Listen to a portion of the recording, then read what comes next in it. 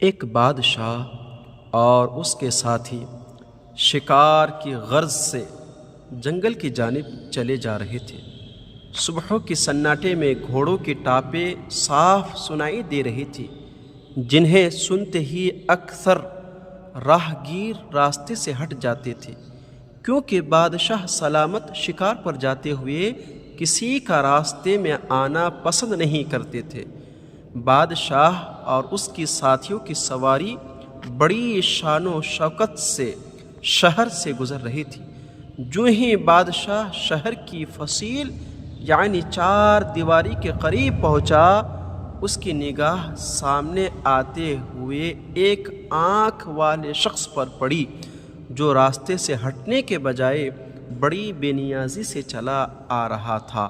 اسے سامنے آتا ہوا دیکھ کر بادشاہ غصے سے چیخا، یہ تو انتہائی بدشگونی ہے۔ کیا اس بدبخت کانے یعنی ایک آنکھ والے شخص کو علم نہیں تھا کہ جب بادشاہ کی سواری گزر رہی ہو تو راستہ چھوڑ دیا جاتا ہے، لیکن اس منحوس یک چشم یعنی ایک آنکھ والے نے تو ہمارا راستہ کاٹ کر انتہائی نحوست کا ثبوت دیا ہے۔ بادشاہ سپاہیوں کی جانب مڑا اور غصے سے چیخا، ہم حکم دیتے ہیں کہ اس ایک آنکھ والے شخص کو ان ستون سے باندھ دیا جائے اور ہمارے لوٹنے تک یہ شخص یہی بندھا رہے گا، ہم واپسی پر اس کی سزا تجویز کریں گے۔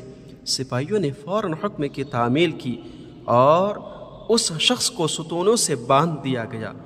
بادشاہ اور اس کے ساتھی گرد اڑاتے جنگل کی جانب روانہ ہو گئے۔ بادشاہ کے خدشات کے برعکس اس روز بادشاہ کا شکار بڑا کامیاب رہا۔ بادشاہ نے اپنی پسند کے جانوروں اور پرندوں کا شکار کیا۔ بادشاہ بہت خوش تھا، کیونکہ آج اس کا ایک نشانہ بھی نہیں چوکا، بلکہ جس جانور پر نگاہ رکھی اسے حاصل کر لیا۔ وزیروں نے جانوروں اور پرندوں کو گنتے ہوئے کہا، واہ، آج تو آپ کا شکار بہت خوب رہا، کیا نگاہ تھی اور کیا نشانہ۔ اسی طرح تمام ساتھی بھی بادشاہ کی تعریف میں مصروف تھے۔ جب شام ڈھلے، بادشاہ شہر کے قریب پہنچا تو اس شخص کو رسیوں میں جکڑا ہوا پایا۔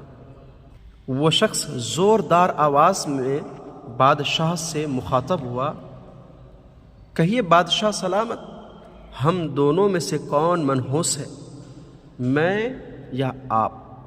یہ سنتے ہی بادشاہ کے سپاہی اس شخص کے سر پر تلوار تان کر کھڑے ہو گئے، لیکن بادشاہ نے انہیں ہاتھ کے اشارے سے روک دیا۔ وہ شخص بلا خوف پھر مخاطب ہوا، کہیے بادشاہ سلامت، ہم میں سے کون منحوس ہے، میں یا آپ؟ میں نے آپ کو دیکھا تو میں رسیوں میں بندھ کر چلچلاتی دھوپ میں دن بھر جلتا رہا، جبکہ مجھے دیکھنے پر آپ کو آج خوب شکار ہاتھ آیا۔ یہ سن کر بادشاہ نادم ہوا اور اس شخص کو فوراً آزاد کر دیا اور بہت سے انعام و اکرام سے بھی نوازا۔ ناظرین کرام، بادشاہ نے ایک آنکھ والے شخص کو منحوس جان کر اسے کڑی دھوپ میں پورا دن قید رکھنے کی سزا دی، مگر پھر بھی اسے شکار میں پہلے سے کہیں زیادہ کامیابی حاصل ہوئی۔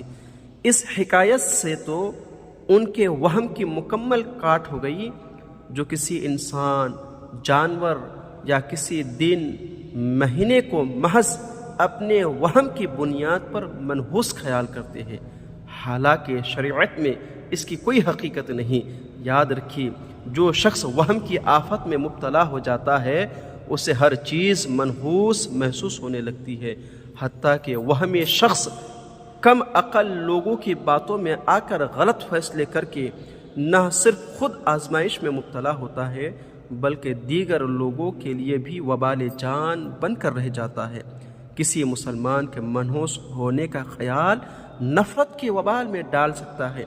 منحوس ہونے کا وہم شیطان کا وہ ہتھیار ہے جو مسلمانوں کو باہم دست و گریبان کراتا، لڑائی جھگڑے کروا کر چین و سکون کی بربادی کا سبب بن جاتا ہے۔ یہ بات اچھی طرح ذہن نشین کر لیجئے کہ کسی شخص، جگہ، چیز یا وقت کو منحوس جاننے کا اسلام میں کوئی تصور نہیں، یہ محض وہمی خیالات ہوتے ہیں۔